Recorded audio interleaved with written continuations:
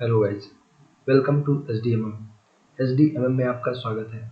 तो guys, daily की तरह जीएस का 5वां प्रैक्टिस सेट आ चुका है आप सभी के सामने। तो चलिए करते हैं स्टार्ट।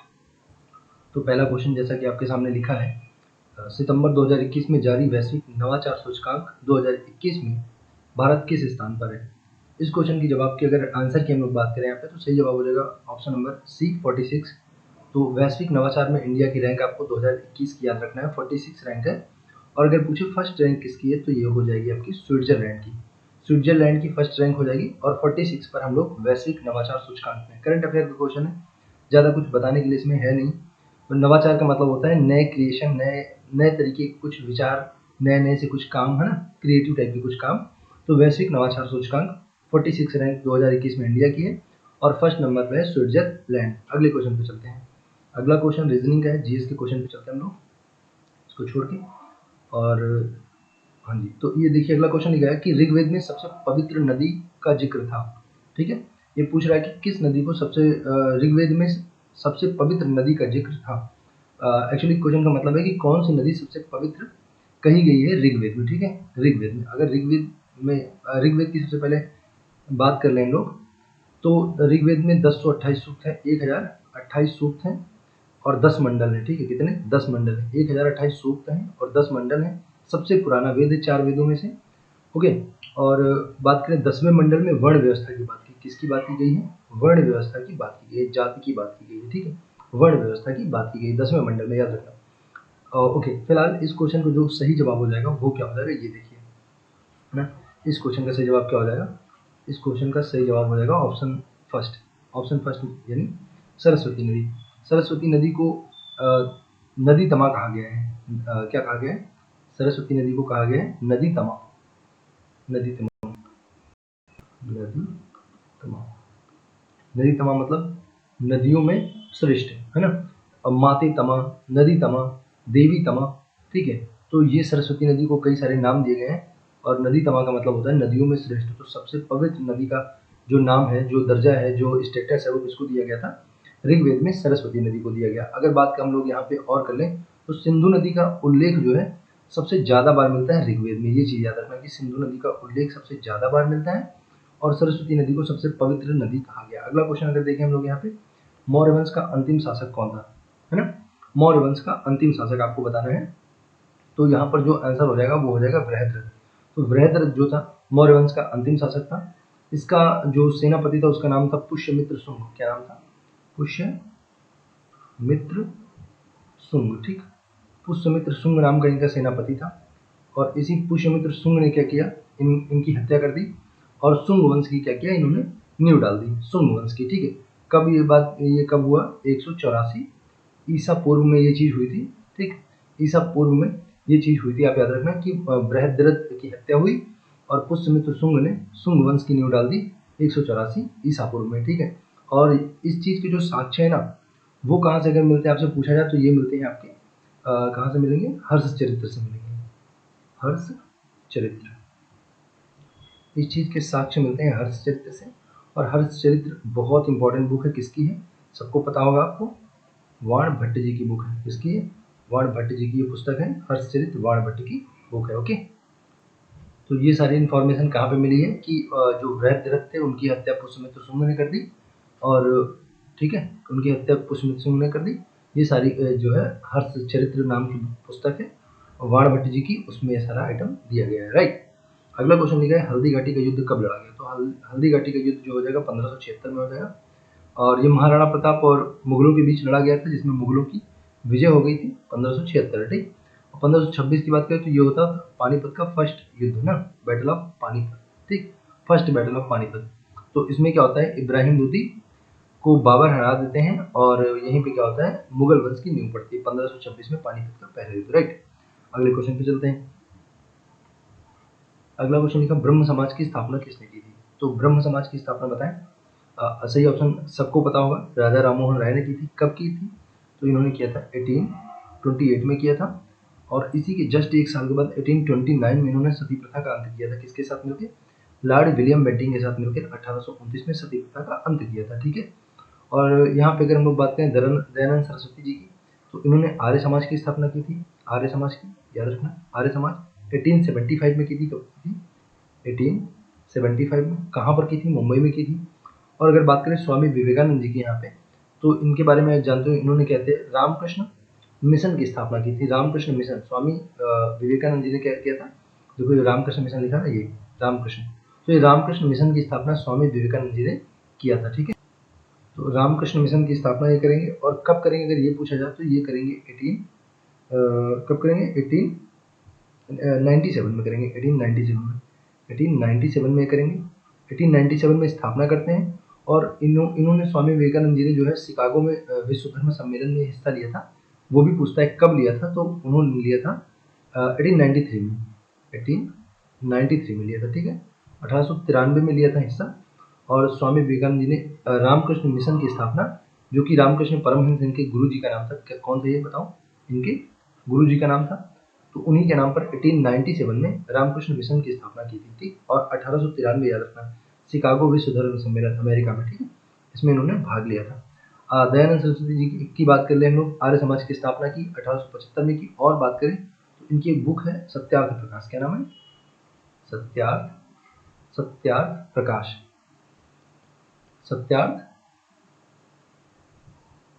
सत्यार्थ प्रकाश हो जाएगी इनकी पुस्तक का नाम। और ये चीज आपसे कई बार पूछता है कि सत्यार्थ प्रकाश किसकी है?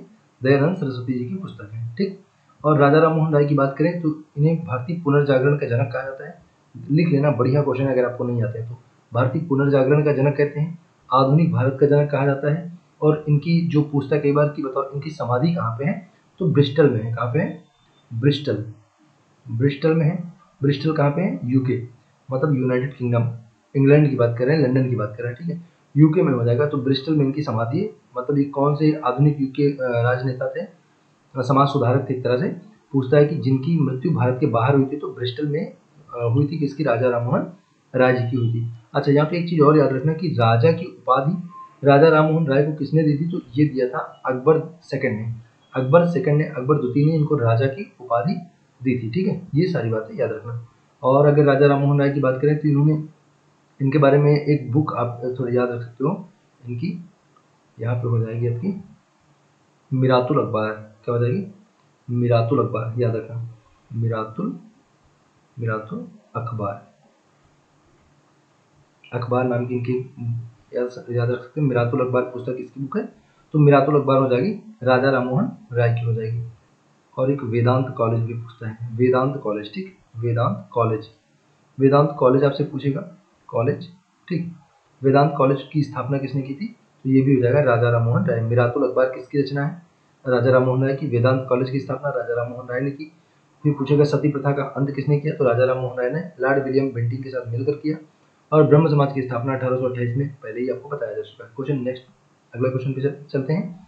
अगला क्वेश्चन यहाँ पे लिखा, गांधी किस कृषक आंदोलन से संबंधित है? चलिए थोड़ा इसको इरेज कर दे रहे हैं। तो चले, गांधी किस कृषक आंदोलन से संबंधित, ये महात्मा गांधी की बात कर रहे हैं कि किस कृषक आंदोलन से संबंधित है। तो ये आपका जो सही जवाब हो जाएगा इसका हो जाएगा ऑप्शन डी, क्योंकि चंपारण 1917 बिहार, और खेड़ा 1918 गुजरात, ये गुजरात में हो जाएगा, ये बिहार में हो जाएगा। महात्मा गांधी ने दोनों का नेतृत्व किया था। तो ऑप्शन डी, ए एंड सी सही हो जाएगा। और बात करें बारदोली की, तो ये हो जाएगा सरदार पटेल। कौन हो जाएंगे? सरदार पटेल जी हो जाएंगे। और इसकी अगर बात करें इन्होंने कब किया था, तो इन्होंने 1928 में किया था। कब किया था? 1928 में। आपको डेट इसलिए बता रहा हूँ, ईयर जो है इसका सन इसलिए बता रहा हूँ क्योंकि ये भी आपको क्रम लगाने के लिए पूछता है। तीनों दे देता, आपसे पूछ देता बताओ कि इनका क्रम क्या है। चंपारण, खेड़ा और बारदोली का क्रम आपसे पूछ सकता था। ठीक है, तो इसीलिए मैं आपको सारी जानकारी दे रहा हूँ। और यहाँ पे जो सरदार पटेल थे, उनको सरदार की उपाधि कहाँ पर मिली थी? इसी बारदोली आंदोलन के अंतर्गत सरदार की उपाधि को बारदोली की महिलाओं ने दिया था। याद रखना, बहुत पूछता है ये क्वेश्चन कि सरदार पटेल को सरदार की उपाधि कब और किसने दी? तो बारदोली सत्याग्रह के दौरान बारदोली की महिलाओं ने सरदार पटेल को सरदार की उपाधि दी थी। ठीक है, अगले क्वेश्चन पे चलते हैं।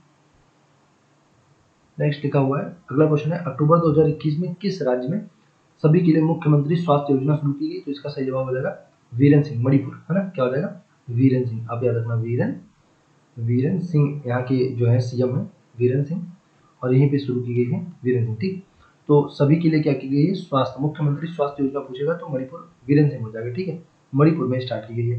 अगला क्या, विश्व खाद्य दिवस कब मनाया जाता है, इंपॉर्टेंट क्वेश्चन है। 16 अक्टूबर हो जाएगा इसका सही जवाब। इसको खाद्य छोला कर सकते हो क्या, छोला, छोला पूड़ी वाला छोला ना। तो अब देखो छोला, छोला से याद जाएगा, खाने पीने की बात चल रही, खाद्य की बात, तो 16 अक्टूबर, ठीक है। ओके, नेक्स्ट चलते हैं। तो चलिए नेक्स्ट क्वेश्चन लिखा है कि संविधान का मसौदा तैयार करने, मसौदा मतलब ड्राफ्ट, ठीक, मसौदा तैयार करने वाली समिति के अध्यक्ष कौन थे, यानी कि पूछ रहा है कि ड्राफ्टिंग कमेटी के अध्यक्ष कौन थे, या पूछ रहा है कि मसौदा समिति के अध्यक्ष कौन थे। तो इसका जो सही जवाब हो जाएगा बी आर अम्बेडकर हो जाएगा, मसौदा समिति के अध्यक्ष हो जाएंगे। कई बार पूछता है कि झंडा समिति के कौन थे, ठीक है, झंडा समिति पूछता है, और वहाँ पे ऑप्शन देता है जेबी कृपलानी, बहुत लोग बताते हैं, तो ये गलत है, बिल्कुल गलत, ऐसा नहीं है, जेबी कृपलानी नहीं होगा इसका सही जवाब। इसका सही जवाब होगा राजेंद्र प्रसाद। अगर पूछे कि बताओ झंडा समिति के अध्यक्ष कौन थे, याद कर लो ये राजेंद्र प्रसाद होगा। ये जो भी लोग बताते हैं, जिन भी किताबों में लिखा, गलत लिखा हुआ है, ठीक है। तो झंडा समिति के डॉक्टर राजेंद्र प्रसाद हो जाएंगे। फिलहाल पूछा गया है ड्राफ्टिंग कमेटी मतलब मसौदा समिति का, तो डॉक्टर भीमराव अम्बेडकर इसका सही जवाब हो जाएगा। अगला क्वेश्चन लिखा हुआ कि मूल कर्तव्यों का वर्णन संविधान के किस अनुच्छेद में है, तो आपका सही जवाब हो जाएगा ऑप्शन बी 51 का ए हो जाएगा। और भाग की अगर बात करें तो बात करेंगे तो भाग 4 के काम में हो जाएगा, ठीक, भाग 4 काम में हो जाएगा। और कहाँ से लिया गया, यूएसएसआर से लिया गया, मतलब सोवियत संघ से लिया गया है। रूस आप कह सकते हो, वर्तमान अगर नाम की बात करें तो रूस से लिया। कितने हैं वर्तमान में, 11 हैं। 42वें संविधान संशोधन है ना, 42वें संविधान संशोधन और 1976 में ये स्वर्ण सिंह समिति की सिफारिश पर जोड़े गए थे, ठीक, स्वर्ण सिंह सिफारिश पर जोड़े गए। तो स्वर्ण सिंह समिति की सिफारिश पर 42वें संविधान संशोधन 1976 के द्वारा जोड़े गए थे। और वर्तमान में कितने, 11 मूल कर्तव्य हैं, रूस से लिए गए हैं, भाग 4 के काम है और अनुच्छेद 51 के काम है। बात अगर करें अनुच्छेद 51 की, तो इसमें है international peace and security, international ना, वैश्विक शांति और सुरक्षा, इंटरनेशनल पीस एंड सिक्योरिटी है, peace and security, right. Bharat, next question है, भारत के प्रथम मुस्लिम राष्ट्रपति कौन थे, ये बताना है। तो चलिए बताइए, भारत के प्रथम मुस्लिम राष्ट्रपति कौन हो जाएंगे, इसका सही जवाब हो जाएगा फखरुद्दीन अली अहमद, ठीक है, हाँ बिल्कुल, फखरुद्दीन अली अहमद इसका सही जवाब हो जाएगा, राइट, फखरुद्दीन अली अहमद, ये पहले मुस्लिम हो जाएंगे। और दूसरे की बात करें तो जाकिर हुसैन हो जाएंगे। तीसरे की बात करें तो APJ Abdul Kalam missile man हो जाएंगे।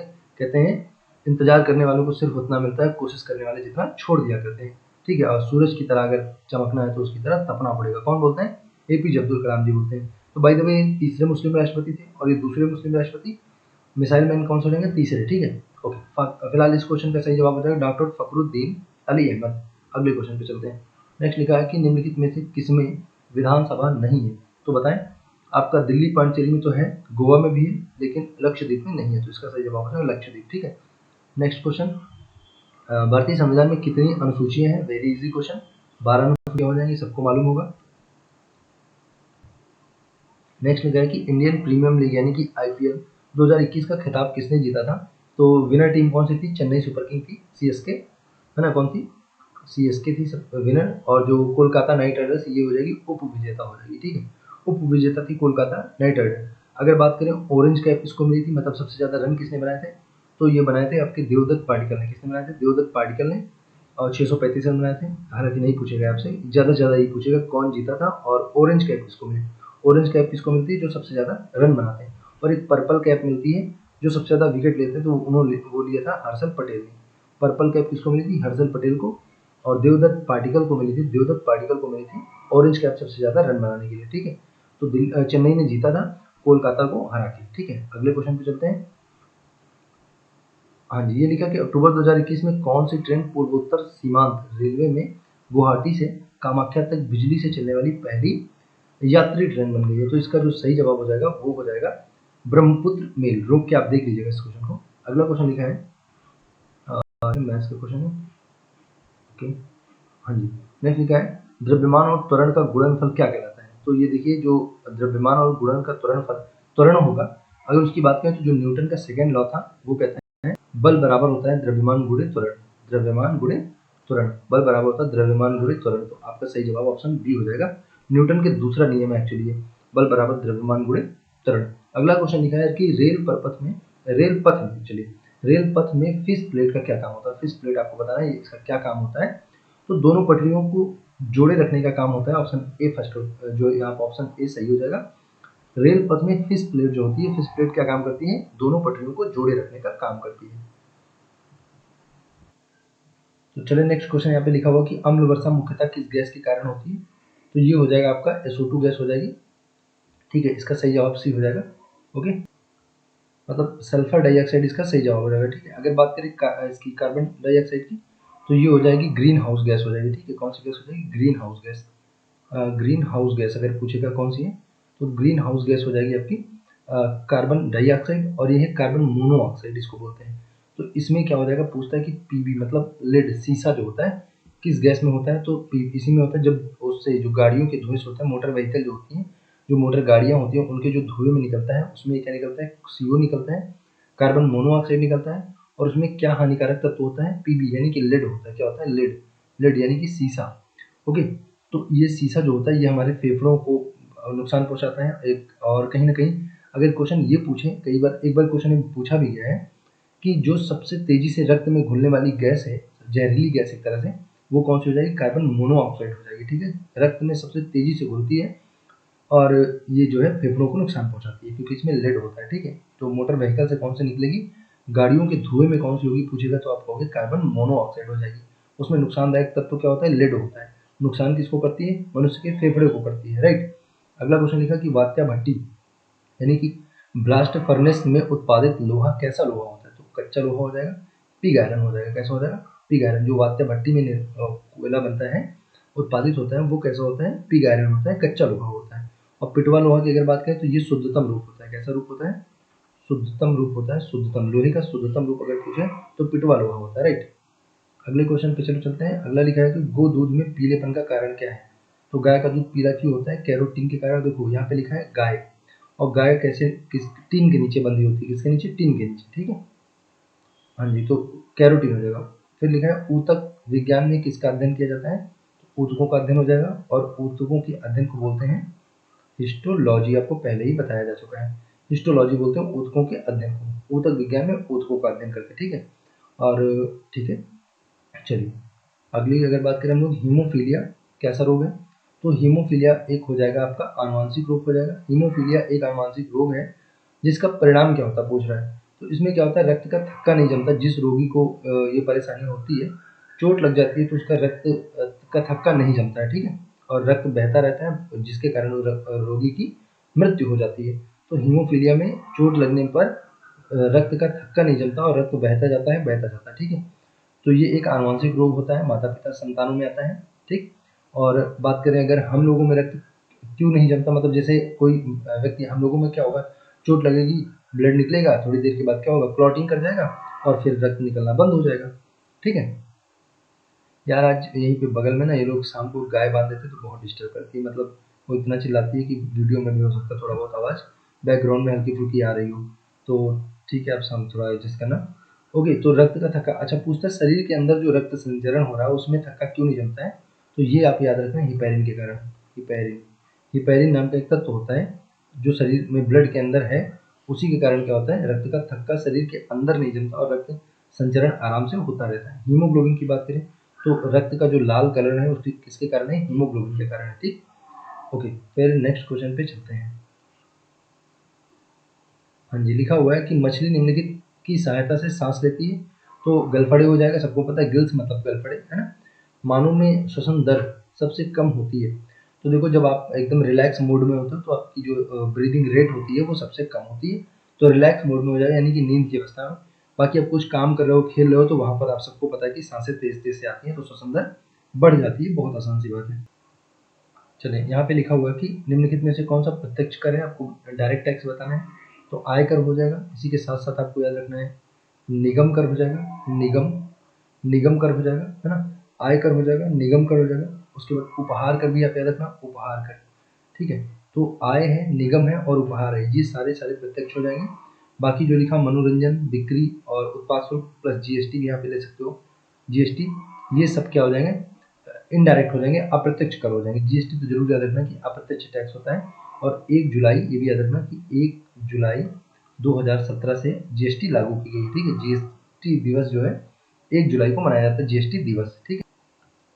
तो अगला क्वेश्चन लिखा हुआ है कि किस मतलब डैश भारतीय राज्य में विवाह के दौरान लोकप्रिय नृत्य बिया विया हुला और गिद्दा, गिद्दा से आप जान जाओगे गिद्दा किसका है, पंजाब का है, इसका पंजाब, तो सही जवाब पंजाब हो जाएगा। गुजरात की बात करें तो यहाँ पे बहुत प्रसिद्ध है क्या, गरबा, गरबा है। और एक और है गुजरात का, कौन सा, दांडिया हो जाएगा, कौन सा हो जाएगा, दांडिया, दांडिया करके ऐसे होता है, दांडिया जैसे दांडिया होता है, ठीक। तो गुजरात का हो जाएगा गरबा और दांडिया। और बाकी यहाँ जो क्वेश्चन दिया गया था कि गरबा गिद्दा किसका है, बिया, मतलब एक्चुअली गिद्दा ही अक्सर लिख के देता है आपको, तो गिद्दा याद रखना, पंजाब का हो जाएगा, ठीक। फिर लिखा बुल्स और बियर शब्द डैश में उपयोग किए जाते हैं, तो ये किसका हो जाएगा, आपका शेयर मार्केट के शब्द होते हैं बुल्स एंड बियर, ठीक है। बुल्स जो होता है जब मार्केट चढ़ रही होती है तो उसको बुल्स से एक्चुअली डिनोट किया जाता है, और बियर जो होते हैं जब मार्केट डाउन जा रही होती है उसको बियर से डिनोट किया जाता है ना। तो ये एक्चुअली मार्केट के फ्लक्चुएशन के उतार चढ़ाव के एक तरह से सिंबल होते हैं, ऊपर चढ़ रही होती है तो बुल्स कहते हैं, और नीचे जा रही होती है मार्केट तो बियर कहा जाता है, ठीक है। चलिए अगला क्वेश्चन लिखा हुआ है कि किस गुणधर्म के कारण पानी से भरे बर्तन में डूबी हुई क्षण मुड़ी हुई दिखाई पड़ती है, प्रतीत होती है, ठीक है। तो ये बताना है कि मुड़ी हुई प्रतीत होती है, तो इसका सही जवाब हो जाएगा अपवर्तन के कारण, है ना। जो जब कभी आप घर में भी बर्तन में रखते हो, जैसे कुकर वगैरह रखा होता है, उसमें आप रॉड डालते हो, रॉड का मतलब है आप जो भी वहाँ पे कलछुल वगैरह डालते हो, तो देखो वो टेढ़ी सी थोड़ी प्रतीत होती है, उसका कारण क्या होता है, अपवर्तन होता है। जैसे किसी बर्तन में सिक्का पड़ा होता है तो सिक्का वास्तविक ऊंचाई से ऊपर दिखाई देता है, वो भी अपवर्तन के कारण होता है। क्वेश्चन पूछता है कि जो सितारे चमकते हैं, जो तारे होते हैं, स्टार होते हैं, उनके ट्विंकलिंग का कारण क्या होता है, स्टार के चमकने का कारण क्या होता है, तो वो भी अपवर्तन होता है, ठीक है।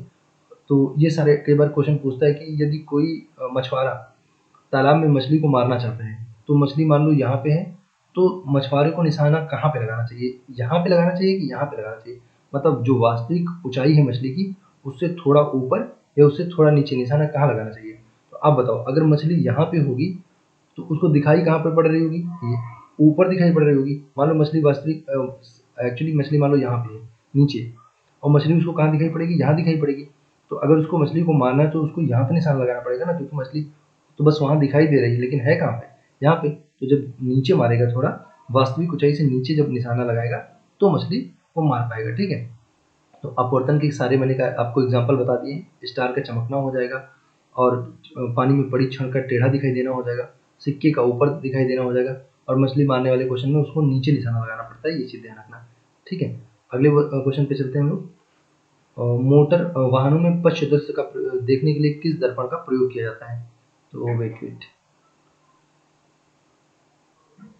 तो नेक्स्ट क्वेश्चन लिखा हुआ है कि मोटर वाहनों में पश्च दृश्य का प्रयोग दर्पण, पश्च दृश्य दर्पण के रूप में कौन सा दर्पण प्रयोग किया जाता है। पश्च दृश्य का मतलब पीछे का दृश्य देखने के लिए किस दर्पण का प्रयोग करते हैं, तो देखो पीछे का दृश्य देखने के लिए उत्तल दर्पण का प्रयोग किया था, उत्तल, उत्तल। देखो कंफ्यूज अगर आप होते हो तो मैं आपको एक ट्रिक बता दे रहा हूँ, अगर आप हो जाए तो मान लो ये आपकी है कार, की चल नहीं रहा, ये मान लो आपकी कार है, ठीक। अब क्या होता है, कार में यहाँ पे ड्राइवर सीट लगी होती है और एक पीछे सीट लगी होती है, ठीक।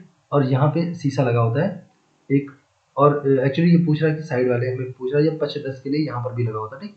तो क्या होता है, पश्च दृश्य मान लो यहाँ पे आप बैठो, यहाँ पे कोई आपकी वाइफ बैठी है, नहीं, ठीक। और यहाँ पे किसी बंदे को आपने लिफ्ट दे दिया, वो बैठ गया। अब क्या करोगे, आप बार बार उस आदमी को देखते रहोगे कि कहीं वो आपकी वाइफ को देख तो नहीं रहा है, और वो क्या है, बार बार देख रहा है, बार बार देख रहा है। तो आप उसको क्या बोलोगे, और आप ये चीज़ कहाँ से देख पा रहे हो, उत्तल दर्पण से देख पा रहे हो, पीछे से देख पा रहे हो, मतलब पीछे किससे देख पा रहे हो, इसी वाले दर्पण से देख पा रहे हो ना जो यहाँ पे लगा है। तो आप उसको बोलोगे उत्तर, उत्तर नीचे, है ना, उत्तर, उत्तर नीचे, आप बोलोगे उत्तर नीचे, उसको नीचे उतार दोगे, उत्तर, उत्तर मतलब उत्तल, तो समझ के रखना उत्तल। तो आप पश्च दृश्य किससे देख रहे हो, पीछे वाला दृश्य किससे देख रहे थे, उत्तल से देख रहे थे, पीछे वाला दृश्य, समझ गए ना। खैर अगले क्वेश्चन की अगर अच्छा अवतल से जो क्वेश्चन पूछता है वो पूछता है कि जो डॉक्टर लोग होते हैं वो किसका प्रयोग करते हैं, तो अवतल लेंस का आप याद रखना कि डॉक्टर हो गया, और कई बार पूछता है कि सैलून बार में जो होते हैं कौन से दर्पण होते हैं, तो अवतल दर्पण हो जाएंगे, ठीक। और यहाँ पे एक इंटरेस्टिंग बात आपको बता दें, जैसे उत्तल की जो बात कर रहा है, तो एक चीज याद रखना है कि इसमें क्या होता है, आभासी, आभासी, सीधा, सीधा और छोटा, छोटा, ठीक। जो इसका जो इमेज बनता है वो कैसा बनता है, आभासी, सीधा और छोटा। याद करने की ट्रिक है, मान लो ये लड़का जो बैठा था ये थोड़ा छोटा था, उम्र में देखने में छोटा था लड़का, तो आपको क्या आभास हो रहा था कि सीधा ही होगा, भाई जो छोटा लड़का है, छोटा सा बच्चा था, तो आपने सोचा कि ये बच्चा कैसा होगा, सीधा होगा, लेकिन बच्चा तो भाई साहब खतरनाक निकल गया। तो तो आपको आभास हुआ था, मतलब आपको आभास हुआ था, ठीक, आभास। तो आप याद रखना, आभासी, छोटा, सीधा। इस ट्रिक से आपको याद रहेगा कि उत्तर लेंस में कैसा बनता है इमेज, आभासी, सीधा और छोटा बनता है। तो ये सारे क्वेश्चन आप याद रखना। अगले क्वेश्चन पे चलते हैं। अगला क्वेश्चन, रेक्टिफायर का प्रयोग किया जाता है। आपको बताना है कि रेक्टिफायर का प्रयोग किस तरह से किया जाता है, किस चीज को किस चीज में बदलने के लिए किया जाता है, बताएं फटाक से। रेक्टिफायर का प्रयोग कैसे करते हैं? तो वो आपका सही जवाब यहाँ पे हो जाएगा ऑप्शन नंबर डी। एसी को डीसी में बदलने के लिए इसका प्रयोग, रेक्टिफायर का प्रयोग करते हैं। अगले क्वेश्चन पे चलते हैं।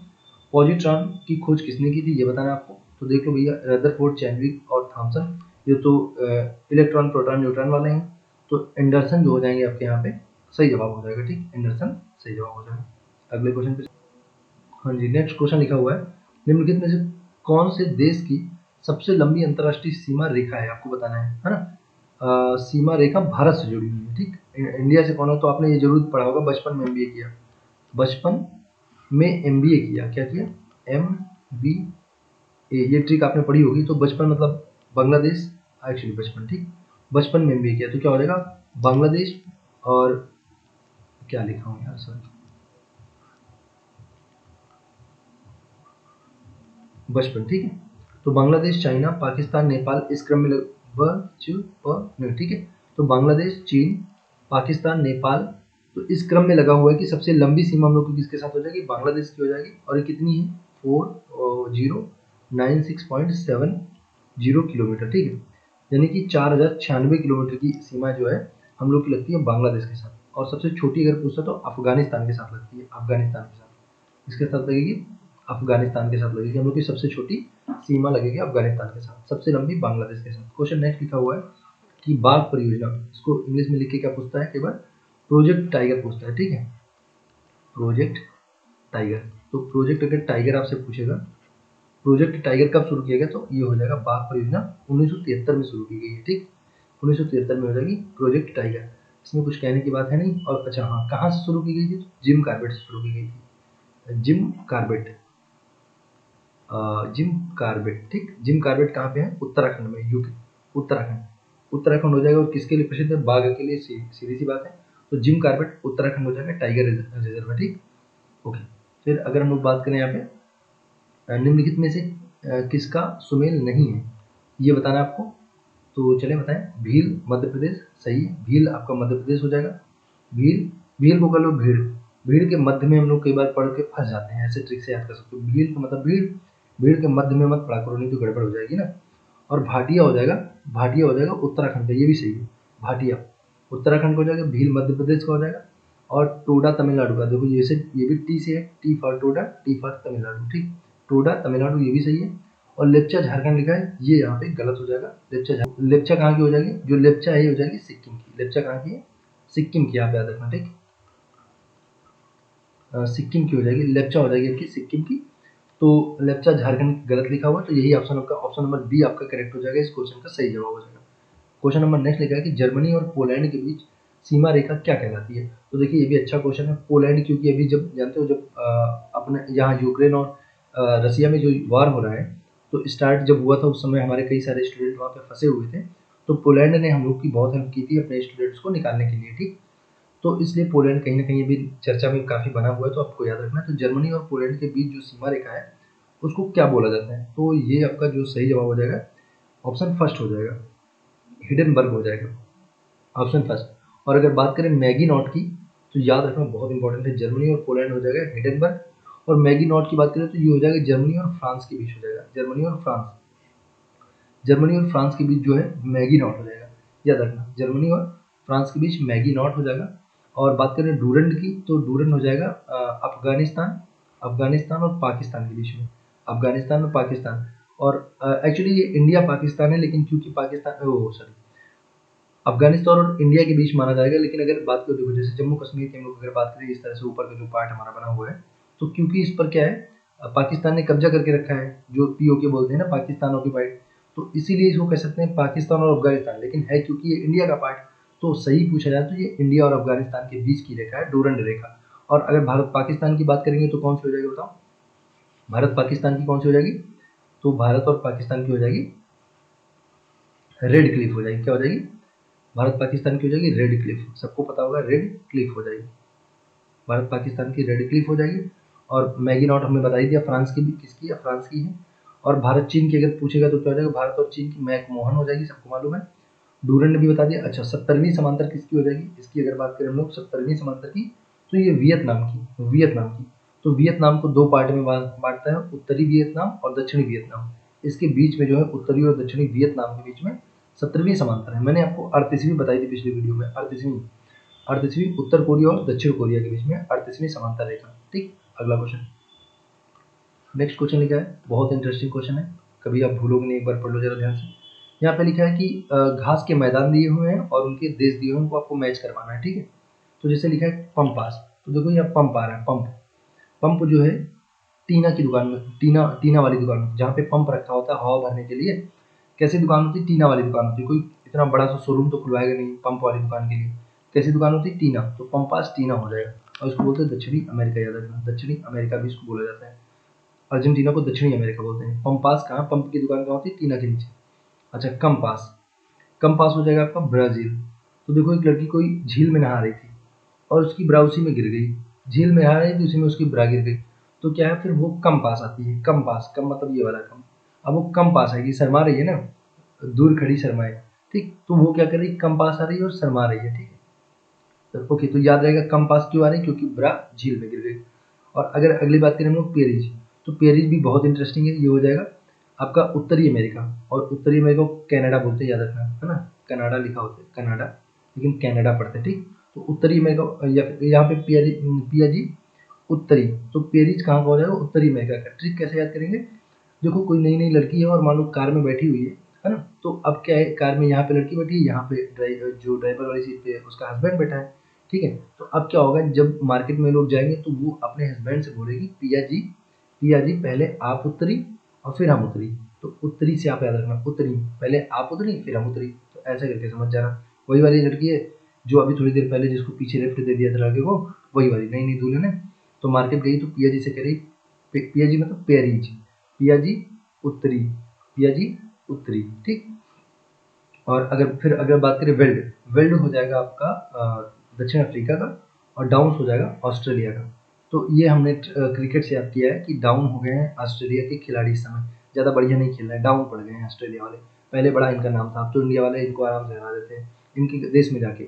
और वेल्ड मतलब दक्षिण, ये वेल्ड मतलब वेल मतलब अच्छा, तो वेल खेल रहे हैं दक्षिण अफ्रीका वाले, पहले से काफ़ी बढ़िया हो गए जब से तैमुआ बबूना कैप्टन बने। तो अभी फिलहाल मैं ऐसे करके याद क्यों, ठीक है, आप ये सारा याद रखना, वेरी इंपॉर्टेंट है। हाँ जी, तो ओके, बाकी के मैंने शायद आपको सारे क्वेश्चन लिख करवा ही दिए हैं। हाँ जी, नीचे के हो गए थे पहले ही। तो ओके, ये था सेशन आज का। आई होप आपको अच्छा लगा होगा, अगर आपने अच्छे से उसको देखा है। हो सकती है कुछ जैसे आवाज़ की इशू हो, कुछ अगल बगल की हल्की फुल्की आवाज़ आ रही है, बहुत अच्छा भी सेटअप नहीं बन पाया है इसका, तो थोड़े बहुत इशू हो सकते हैं, लेकिन वीडियो कंटेंट जो है वो बहुत बेहतरीन है। इसलिए आप लोग मेरे साथ, अगर देखो ये 100 नंबर क्वेश्चन हो चुका है ना, बुल्स और बियर से संबंधित, शेयर बाजार से। तो इस तरह से मैं डे पर डे आपको वीडियो देता रहूँगा। कंटेंट अच्छा होगा, रेलवे के लिए तो खासकर बहुत बेहतरीन है। बाकी अगर आप पढ़ते लिखते हो तो आपको मालूम है कि जीएस कैसी है, ये हर जगह पे आपको काम आएगी समान रूप से। तो ओके, ये थी video. Thanks for watching, God bless you all.